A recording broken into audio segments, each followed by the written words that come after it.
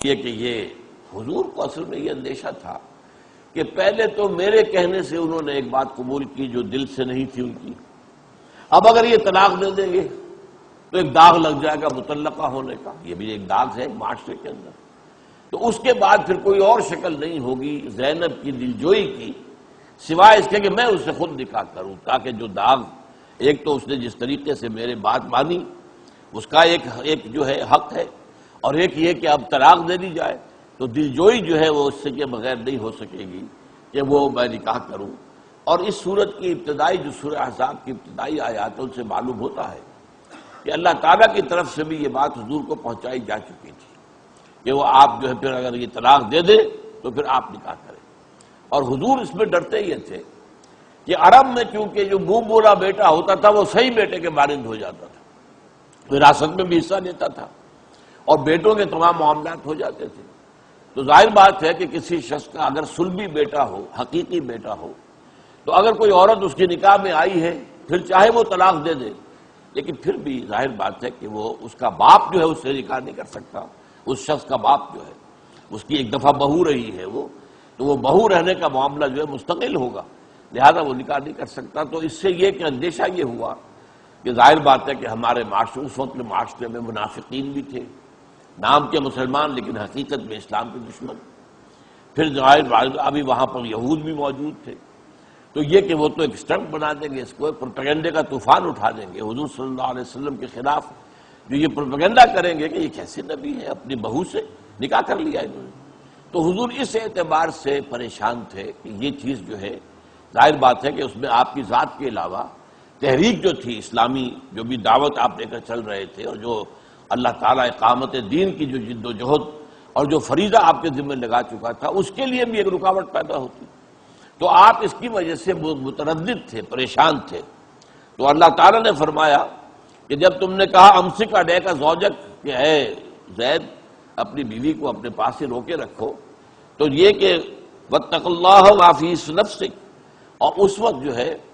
آپ اپنے دل میں یہ بات چھپائے ہوئے تھے جو اللہ تعالیٰ کو معلوم ہے کہ اللہ تعالیٰ تو اسے ظاہر کر کے رہے گا، اور یہ کہ وتخشى الناس واللہ احق ان تخشاہ، آپ کو لوگوں کا اندیشہ ہو گیا، آپ کو اللہ کا اندیشہ رکھنا چاہیے۔ جب اللہ نے ایک بات آپ کے لیے طے کر دی تو پھر یہ ہے کہ اب ظاہر بات ہے کہ اب آپ اس سے نکاح کریں۔ فلما قضى زید منہا وطرا، جب زید نے ان سے تعلق منقطع کر لیا، انہیں طلاق دے دی،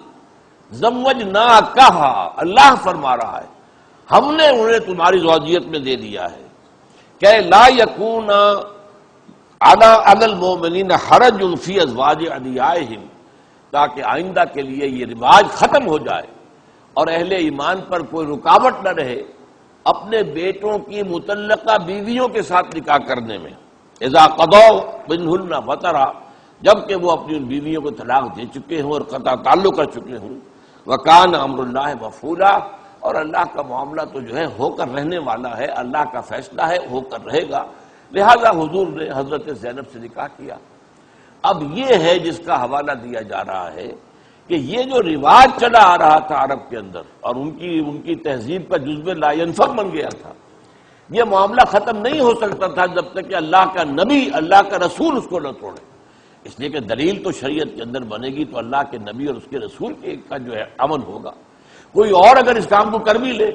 تو ظاہر بات ہے وہ دلیل نہیں بنے گا۔ تو چونکہ اللہ کا یہ ہمارا بندہ، ہمارا رسول محمد صلی اللہ علیہ وسلم تم میں سے کسی کا، کسی مرد کا باپ نہیں ہے، بیٹیاں ہیں اللہ نے دی ہے، لہذا یہ زید کے والد نہیں ہے، زید کے باپ ہونے کی حالت کی کیفیت آپ کو حاصل نہیں تھی، لہذا یہ قانون جو ہے ان کے اوپر لاگو نہیں ہوتا، اور اللہ تعالیٰ نے چاہا کہ اس رواج کو، اس رسم کو ہمیشہ کے لیے ختم کرنے کے لیے اللہ نے فیصلہ کیا کہ حضرت زید کا معاملہ جو ہے اگر وہ طلاق دے دیتے ہیں اپنی بیوی حضرت زینب بن جحش کو رضی اللہ تعالیٰ عنہ، تو پھر حضور کے نکاح میں دے دیا کہ اب آپ نکاح کریں۔ یہ پس منظر ہے کہ جس میں لفظ آیا ہے خاتم النبیین، کہ یہ خاتم النبیین ہے، اب ان کے بعد کوئی نبی آنے والا نہیں ہے۔ اگر کوئی اور نبی آنے والا ہوتا تو اللہ تعالیٰ ڈیفر کر دیتے اس معاملے کو کہ اس نبی کے ذریعے سے اس کی اصلاح کر دیں گے، لیکن آپ تو آخری نبی ہیں، آپ کے بعد کوئی نبی آنے والا نہیں ہے، لہذا اللہ تعالیٰ نے حضور ہی کے ذریعے سے اس رواج کا، اس رسم کا مستقل خاتمہ کیا۔ اسی لیے یہ معاملہ جو ہے فرمایا گیا ہے کہ وما جعل ادعیاکم آباءکم، اور دیکھو یہ جو تمہارا ابناکم، تمہارے منہ بولے بیٹوں کو اللہ تعالیٰ بیٹے تسلیم نہیں کرتا۔ ذالک قولکم بافواہکم، یہ تو تمہارے منہ سے کہی ہوئی بات ہے، اس کی کوئی حیثیت نہیں ہے۔ ادعوہم لآبائہم، آئندہ سے قانون یہ بھی بنا دیا گیا کہ انہیں اپنے باپوں کے نام کے ساتھ ہی پکارو، جیسا کہ میں نے آپ کو بتایا کہ جب حضور نے آزاد کر دیا تو پھر اب وہ زید ابن محمد کے بجائے زید ابن حارثہ ہو گئے۔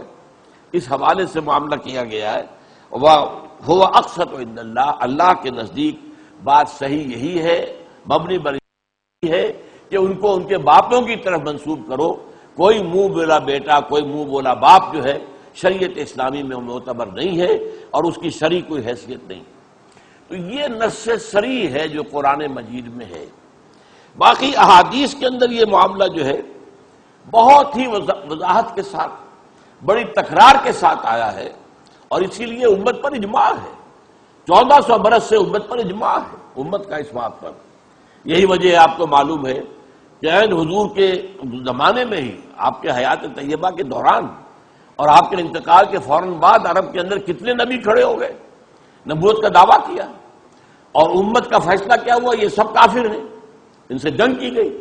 تمام جو بھی مدعیان نبوت تھے، چاہے مسیلمہ ابن کذاب ہو یا کوئی اور ہو، ایک عورت نے بھی دعویٰ کر دیا اور بہت سے لوگ ان کے ساتھ مل گئے۔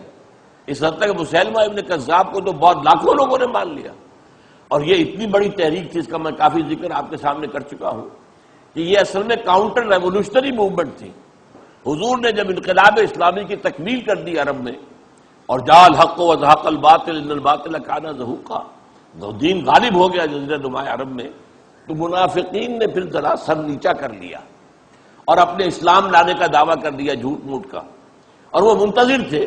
کہ ذرا حضور دنیا سے رخصت لے جائیں، پھر ہم کھڑے ہو جائیں گے اور پھر ہم اس اسلام کی بیخکنی کریں گے۔ تو اس کا پھر آپ کو معلوم ہے کہ صحابہ کرام نے ان کے ساتھ جنگ کی۔ حضرت ابوبکر رضی اللہ تعالیٰ عنہ کے عہد خلافت کا بہت بڑا کام تو یہی ہے کہ تمام جو بھی مدعیان نبوت تھے ان کے ساتھ جنگ کی گئی، اور اس میں بہت سے مسلمانوں نے جام شہادت پوش کیا ہے۔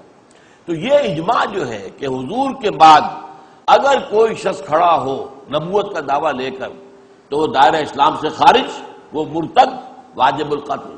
اور جو اس پر ایمان لے آئے وہ بھی مرتد ہے، واجب القتل ہے، اور وہ دائرہ اسلام سے خارج ہے۔ میں چند احادیث آپ کو سناتا ہوں۔ سب سے پہلے یہ حدیث ہے ترمذی شریف کی، حضرت ثوبان، اور یہ ثوبان بھی مولا ہیں حضور کے، جیسے زید مولا ہو گئے کہ حضور کے غلام تھے اور حضور نے آزاد کر دیا، ایسے ہی یہ ثوبان بھی حضور کے غلام تھے جنہیں حضور نے پھر آزاد کیا ہے۔ ان ثوبان مولا رسول اللہ صلی اللہ علیہ وسلم قال قال رسول اللہ صلی اللہ علیہ وسلم انہ سیکون فی امتی 30 کذابون، میری امت میں 30 جھوٹے مدعیان نبوت کھڑے ہوں گے، 30، کلہم یزعم انہ رسول اللہ، ان میں سے ہر ایک کا یہ زعم ہوگا، خیال ہوگا، باطل، زعم کہتے ہیں خیال باطل کو، کہ وہ اللہ کا رسول ہے۔ یہ ہے جو ترمذی نے روایت کی حضرت ثوبان سے، اور سنن ابی داؤد کی روایت ہے حضرت ابو ہریرہ رضی اللہ تعالیٰ عنہ سے کہ حضور نے فرمایا لا تقوم الساعة حتى يخرج 30 دجالون، جہاں دجال کا لفظ استعمال کیا حضور نے، قیامت قائم نہیں ہوگی جب تک کہ 30 دجال کھڑے نہ ہو جائیں،